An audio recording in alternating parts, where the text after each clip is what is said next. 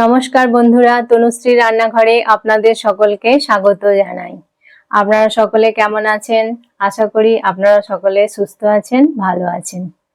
তো আমরা সকলেই অনুষ্ঠান বাড়ির মতো খাবার খেতে পছন্দ করি, ভালো লাগে যে সবসময় অনুষ্ঠান বাড়ির মতো খাবার পেলে ভালো হতো। তো সেটা তো সবসময় সম্ভব হয় না। তো কিছু কিছু রান্না আছে যেগুলো আমরা চেষ্টা করি বাড়িতে যে অনুষ্ঠান বাড়ির মতো করার। তার মধ্যে দই কাতলা হচ্ছে একদম সেরা। অনুষ্ঠান বাড়ির মতো দই কাতলা আজকে আমি বানাবো। এক সাবস্ক্রাইবার বন্ধু আমাকে অনুরোধ করেছিলেন যে দিদি ভাই দই কাতলা বানিয়ে দেখাবেন। তো তার অনুরোধেই আজকে আমি দই কাতলা বানাবো এবং আপনাদের সকলের জন্য। আপনারা সকলে দেখুন আমি কেমন ভাবে দই কাতলাটা বানাই। এটা খুব সুন্দর হয়, খেতে খুব সুস্বাদু হয়। আপনারাও ঠিক এইভাবেই বানাবেন আমি যেইভাবে বানাবো। তাহলে রান্নাটা শুরু করা যাক, চলুন। এই দই কাতলা বানানোর জন্য আমি নিয়েছি কাতলা মাছের পেটি। দেখুন এরকম বড় বড় সাইজের কাতলা মাছের আমি 4টে পেটি নিয়েছি। আপনারা চাইলে গাদার পিসও নিতে পারেন, কোনো অসুবিধা নেই। তবে পেটি হলে পেটিটা খেতে খুব ভালো হয়, সুস্বাদু হয়। তো যে কোনো গাদার পিস বা পেটির পিস হলেও চলবে। আর নিয়েছি আমি পেঁয়াজ বাটা। এখানে আছে আদা, রসুন আর কাঁচা লঙ্কার পেস্ট। আর এই পেস্টটা আমি বানিয়েছি। 10টা কাজু বাদাম নিয়েছি আর 2 চামচ মতো পোস্ত নিয়েছি, নিয়ে একসাথে এটা একটা পেস্ট বানিয়ে নিয়েছি। আর গোটা গরম মশলা নিয়েছি এখানে ফোড়নের জন্য, শুকনো লঙ্কা একটা, 3টে এলাচ, 2টো লবঙ্গ আর একটু দারচিনি, এগুলো আমি ফোড়নে ইউজ করব। আর লাগবে হচ্ছে লবণ, লাগবে অল্প একটু চিনি, আর গুঁড়ো মশলার মধ্যে লাগবে এটা হচ্ছে ধনে গুঁড়ো, জিরে গুঁড়ো, গোলমরিচের গুঁড়ো আর শাহি গরম মশলা। আর লাগবে ঘি। আমি এখানে 100 গ্রাম টক দই নিয়েছি। এই টক দইটা আমি জল ঝরার জন্য এরকম ছাঁকনিতে দিয়ে রেখেছি, পরে আমি এটাকে ভালো করে ফেটিয়ে নেব। আর উপরে ডেকোরেশনের জন্য আমি একটু বেরেস্তা করে নিয়েছি। আর রান্নাটা করব সাদা তেলে। তাহলে চলুন আমরা শুরু করি রান্নাটা। তেল আমার ভালোভাবে গরম হয়ে গেছে। মাছে যেহেতু আমার আগে থাকতে নুন মাখানো ছিল, তাই আর এখন নুন মাখানোর প্রয়োজন নেই। এবার আমি সরাসরি কড়াই এটা দিয়ে দেব।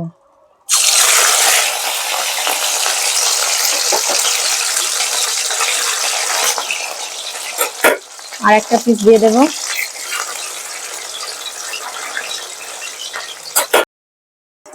দেখুন মাছটা আমার মোটামুটি ভাজা হয়ে এসছে। খুব বেশি এই মাছগুলো কড়া করে ভাজা করলে হবে না। দই কাতলার মাছ একটু হালকা করে ভাজতে হবে। আর এটা সাদা সাদা লাগছে কারণ আমি সাদা তেলে ভেজেছি, যেহেতু হলুদ দেয়া নেই সেই জন্য কিন্তু মাছটা ভাজা হয়ে গেছে।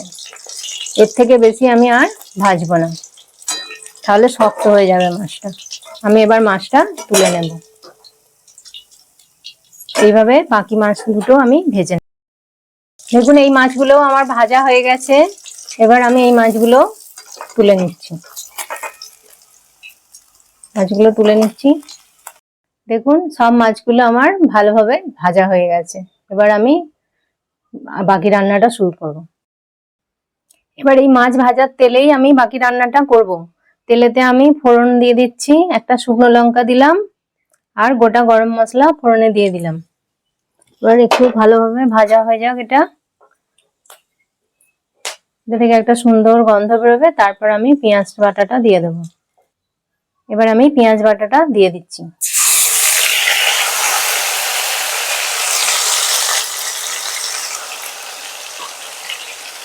এবার এটাকে তেলেতে আমি ভালো করে মিশিয়ে দেবো।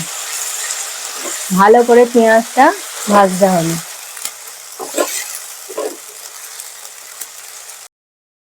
এবার আমি এতে একটু নুন দিয়ে দেব। এখন নুনটা দিলে কি হয়, পেঁয়াজের যে একটা রস জল থাকে সেটা থেকে ছিটকায়, নুন দিলে সেটা আর ছিটকাবে না। সেই জন্য আমি এখন নুনটা দিয়ে দিলাম। পেঁয়াজটা আমার অনেকটাই ভাজা হয়ে এসছে। এবার আমি আদা রসুনের পেস্টটা দিয়ে দেব। আদা রসুনের পেস্টটা এবার আমি এটা দিয়ে দিলাম। দিয়ে এটাকে আবারও ভালো করে মিশিয়ে একটু গুঁড়ো মশলা অ্যাড করব। প্রথমে দেব আমি একটু জিরের গুঁড়ো, অল্প করে একটু জিরের গুঁড়ো দিলাম, একটু ধনের গুঁড়ো দেব,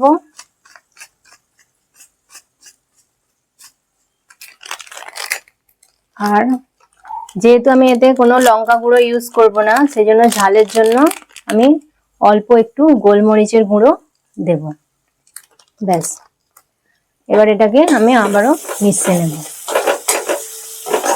আর এতে আমি একটু চিনি দেব, যেহেতু বন্ধুরা এবার দেখুন মশলা থেকে তেল ছেড়ে দিয়েছে। এবার আমি যে কাজু বাদামের যে পেস্টটা ছিল, কাজু বাদাম আর পোস্ত বাটা, সেই পেস্টটা এবার আমি এতে দিয়ে দেব। দিয়ে ভালো করে এটাকে মেশাবো। বাটিটা ধুয়ে একটু জল দিয়ে দেবো।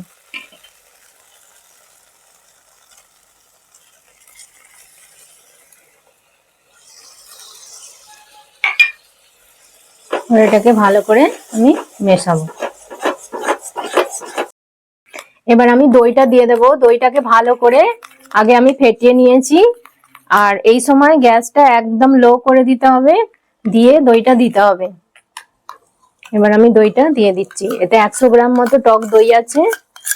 দইটা আমি এবার দিয়ে দিচ্ছি। ভালো করে অবশ্যই দইটাকে ফেরা আস্তে আস্তে এভাবে দিয়ে কষাতে হবে এটাকে, নইলে কিন্তু দই কেটে যাওয়ার ভয় থাকতে পারে, কেটে যায় অনেক সময়। না, মোটামুটি একটু জল দিয়ে দেবো এতে। এবার আমি এতে আস্তে আস্তে একটু জল দিয়ে দিচ্ছি।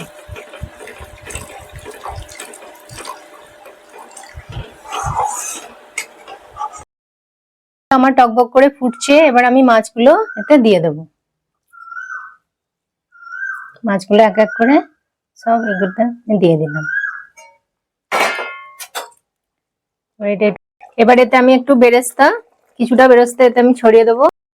দই কাতলা দেখুন আমার একদম রেডি হয়ে গেছে। এবার আমি লাস্ট ফিনিশিং দেবো, খালি একটু ঘি দেবো আর একটু গরম মশলা দিয়ে দেবো। আমি একটু ঘি দিয়ে দিলাম আর একটু শাহি গরম মশলা প্রত্যেকে একটু ছড়িয়ে।